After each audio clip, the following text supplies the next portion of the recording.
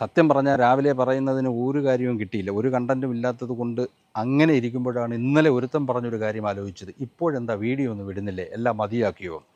സത്യം പറഞ്ഞാൽ നമ്മൾ എല്ലാ ദിവസവും 1-2 വീഡിയോ ഇടുന്നുണ്ട്. ഇവൻ നമ്മളെ അങ്ങ് ബ്ലോക്ക് ചെയ്ത് വെച്ചിരിക്കുകയാണ്. നമ്മുടെ ശല്യം അവൻ അത്രമാത്രം സഹിക്കാൻ പറ്റാതായിട്ടുണ്ട്. അവൻ അത് ബ്ലോക്ക് ചെയ്ത് വെച്ചതിന് ശേഷമാണ് ഈ ഒരു ചോദ്യം ചോദിക്കുന്നത്. പിന്നീട് ആ ചോദ്യത്തിനകത്തൊരു പരിഹാസമുള്ള ചോദ്യവും കൂടാണ്. കാരണം നമ്മളേതോ പ്രയത്നിച്ച് പരാജയപ്പെട്ടതുപോലെ.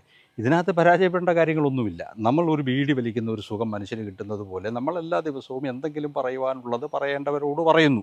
കേൾക്കേണ്ടവർ കേൾക്കും, കേൾക്കേണ്ടാത്തവർ കേൾക്കുന്നില്ല. അതിനകത്ത് ലൈക്കോ ഷെയറോ അതൊന്നും നമ്മൾ നോക്കാറില്ല. കമൻറ്റ് ഇടുന്നവർക്കിടാം, ഇടാത്തവർക്ക് ഇടണ്ട. കേൾക്കേണ്ടവർ കേൾക്കട്ടെ, കേൾക്കാത്തവർ കേൾക്കണ്ട എന്നുള്ള ഒരു ആശയത്തിലാണ് ഞാനിത് പറയുന്നത്. പിന്നെ മറ്റൊരു ജോലിയുമില്ലേ എന്ന് ചോദിച്ചാൽ ഇതൊക്കെ തന്നെയാണ് നമ്മുടെ ഒരു ജോലി. ജോലി ചെയ്യേണ്ട സമയത്ത് വളരെ അത്യാവശ്യം മാന്യമായ രീതിയിൽ തൊഴിൽ ചെയ്യുകയും ചെയ്തിട്ടുണ്ട്. പിന്നീട് ഇപ്പോഴുള്ള ഈ ഒരു സമയം നമുക്ക് ജീവിതത്തിൽ എന്തെങ്കിലും ഒരു ഹോബി വേണ്ടേ?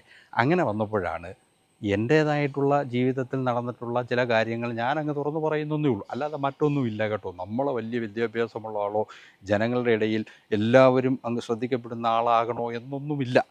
നമുക്ക് പറയുവാനുള്ളത് കണ്ണാടിയുടെ മുമ്പിൽ നിന്ന് നേരെ അങ്ങ് പറയുന്നത് പോലെ ഈ മൊബൈലിൻ്റെ മുമ്പിൽ നിന്ന് അങ്ങ് പറയുന്നതേ ഉള്ളൂ കേട്ടോ. എന്തായാലും കുറച്ച് നാളത്തേക്ക് അങ്ങ് ക്ഷമിച്ചേരെ.